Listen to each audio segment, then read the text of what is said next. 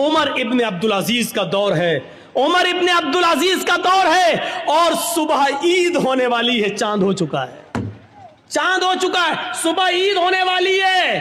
عمر ابن عبدالعزیز کی بیوی کہتی ہے دیکھو آپ کے پاس بھی کپڑے نہیں ہیں پہننے کو، میرے پاس بھی نہیں ہے، ہم اور آپ تو پرانے کپڑے پہن لیں گے، لیکن بچہ نئے کپڑے کی ضد کر رہا، بچے کے لیے تو نیا کپڑا ہونا چاہیے، پڑوس کے بچے نئے کپڑا پہنیں گے اور امیر المومنین کا بیٹا پرانے کپڑے۔ کہا میری بیوی بیت المال سے مجھے اتنی تنخواہ نہیں ملتی کہ میں اس سے اپنے بچے کو نیا کپڑا پہنا سکوں۔ بیوی نے کہا امیر المومنین نے 1 مہینے کی تنخواہ ایڈوانس لے لیجئے، اگلے مہینے مت لیجئے گا۔ کہا بیوی مشورہ اچھا دے رہی ہو، ہوتا ہے کبھی کبھی لوگ کسی کے یہاں کام کرتے ہیں، صاحب میری بیوی بیمار ہے 1 مہینے کی ایڈوانس تنخواہ دے دو، ہم دھیرے دھیرے کٹا دیں گے، کوئی بری بات نہیں ہے اگر مالک راضی ہو جائے تو۔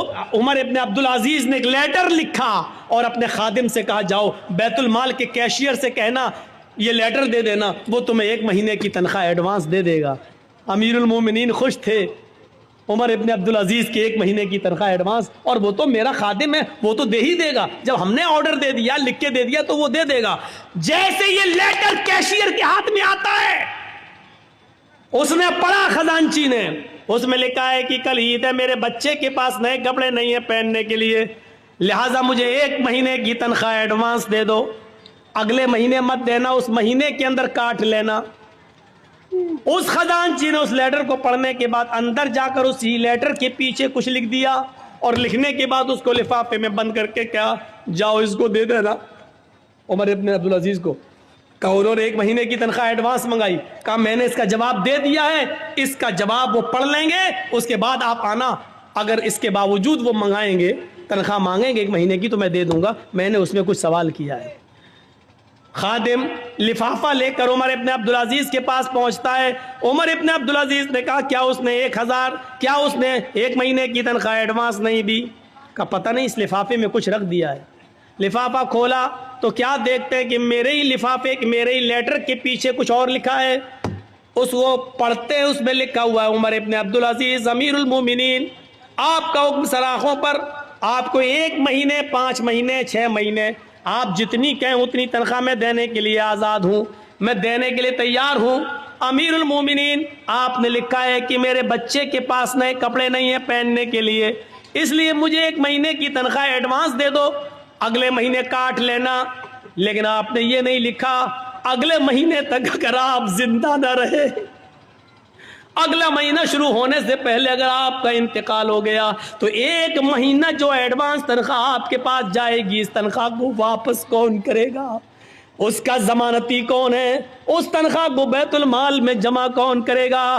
کاش یہ واقعات مودی نے پڑھے ہوتے، یہ واقعات یوگی نے پڑھے ہوتے تو ان کو پتا چلتا کہ اسلامی حکمرانوں کی تاریخ کیسی گزری ہے۔ یہ بیچارے 10 اور 20 لاکھ کا سوٹ بوٹ پہن کر امریکہ کے پرائم منسٹر کا سواگت کرنے والے لوگ کیا جانے کہ حکومتیں کیسے چلائی جاتی ہیں۔ حکومت چلانا سیکھنا ہے تو سیکھو عمر ابن عبدالعزیز سے، سیکھو حضرت عمر فاروق سے، اور انہی سے سیکھی تھی مہاتما گاندھی جی نے۔ اسی لیے تو کہا تھا باپو نے کہ اگر دیش میں خون خرابہ بند کرنا چاہتے ہو، امن و سکون چاہتے ہو تو حضرت عمر فاروق جیسا قانون نافذ کر دو، دیش کے اندر خون خرابہ بند ہو جائے گا۔ یہ مہاتما گاندھی نے جملے کہے ہیں، ستر اہنسا کے اندر آج بھی لکھے ہوئے ہیں۔ میرے بھائیوں آج صورتحال یہ ہے کہ وجے مالیا باہر بیٹھا ہوا ہے، دیش کی یہ ساری چیزیں لے کر باہر بیٹھا ہوا ہے، آج پورے دیش کے گوداموں کو اڈانی و امبانی کے سپرد کر دیا جا رہا ہے، اور دیش کا چوکیدار کچھ بولنے کے لیے تیار نہیں ہے۔ ہزاروں کروڑ کی افیم اور گانجا اور چرس بمبئی کے ایئرپورٹ، بمبئی کے پورٹ پر سمندر کے اوپر پکڑی جا رہی ہے، لیکن میرے بھائیوں اس کے منگانے والے کو، اس کے مالک کے کو آج تک پوچھنے کے لیے بھی نہیں بلایا جا رہا ہے۔ آج اس طریقے سے حکومتیں چل رہی ہیں۔ ایک حکومت وہ بھی تھی کہ حضرت عمر فاروق کا بیٹا ملک شام کے اندر تھا، اور اس نے رات کے اندر کھجور کو رس کو سڑایا، نچوڑا، وہ نبیذ بن گیا، صبح ہوتے ہوتے اس کے اندر نشہ آ گیا، اس کو معلوم نہیں تھا اور اس نے نبیذ پی لی۔ عمر فاروق کے بیٹے نے نبیذ پی لی، شراب کی ایک قسم ہے، اس کو معلوم نہیں تھا کہ یہ سڑ چکی ہے اور اس میں نشہ آ گیا ہے۔ جب وہ پی لیا تو اس میں نشہ آ گیا، ملک شام کے گورنر کو پتا چلا تو حضرت عمر فاروق کے بیٹے کو بلایا اور 40 کوڑے لگوا دیے ملک شام کے اندر. لیکن مدینے میں جب عمر فاروق کو پتا چلا کہ میرا بیٹے نے شراب پی لی اور یہ بھی پتا چلا کہ 40 کوڑے لگ گئے، لیکن اس کے باوجود لیٹر لکھا عمر ابن عاص کو کہ میرے بیٹے کے لیے میں گھوڑا بھیج رہا ہوں اسپیشل، اس گھوڑے سے میرے بیٹے کو جلدی واپس مدینے بھیجا جائے. بیٹا خوش تھا کہ میرے ابو نے کوئی ارجنٹ کام کے لیے بلایا. جب عمر ابن عاص نے اس اسپیشل گھوڑے سے عمر فاروق کے بیٹے کو بھیجا، بیٹا جب آیا تو اس کو اس کی ماں سے نہیں ملنے دیا، کہا اس کو حراست میں لو. حراست میں لے لیا اپنے لخت جگر کو، اپنے بیٹے کو، اور اس کو کہا جلاد سے کہ کوڑے لگاؤ، 40 کوڑے اس کو میرے سامنے مارو. بیٹا کہتا ہے امیر المومنین، آئے ابو جان ایک جرم کی 2 بار سزا کیسے؟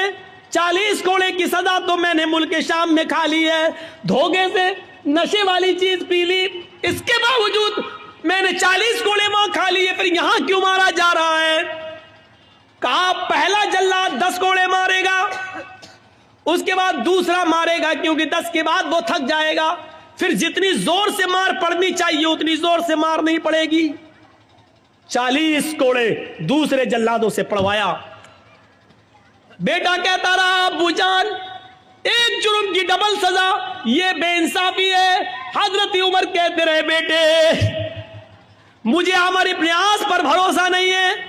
کہ اللہ کی قسم انہوں نے کوڑے مارے لگوائے، ہاں میں جانتا ہوں کوڑے لگوائے، لیکن میرا دل کہتا ہے کہ عمر ابن عاص نے رعایت برتی ہوگی، جتنی زور سے کوڑے مارنا چاہیے اتنی زور سے نہیں پڑے ہوں گے، اس لیے کہ آپ امیر المومنین کے بیٹے ہیں، عمر فاروق کے بیٹے ہیں، یہ سوچ کر جلادوں نے ہلکے ہلکے کوڑے مارے ہوں گے.